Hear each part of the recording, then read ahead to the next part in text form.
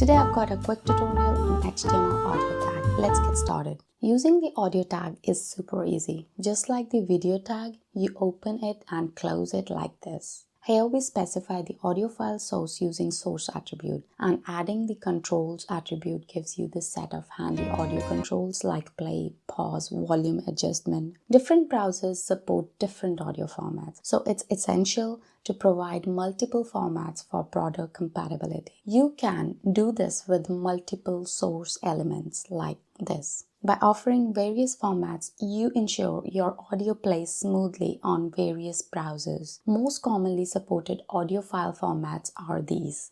The audio tag offers additional attributes like autoplay, loop, preload, and more to customize audio's behavior. For instance, you can make audio play automatically using the autoplay attribute. The loop attribute, when added to the audio tag, specifies that the audio should loop or play continuously, restarting from the beginning once it reaches the end. This is commonly used for background music or ambient sounds. The preload attribute informs the browser how audio files should be preloaded when the page loads. It has three possible values. First one is none. So the browser should not preload the audio file. This means the audio will not start downloading until the user interacts with the play button. Second is auto. The browser will preload the audio file as much as it thinks it is necessary to ensure smooth playback. And third is metadata. The browser should preload only the audio's metadata, such as its duration and artist information. So that was the HTML audio tag. If you found this video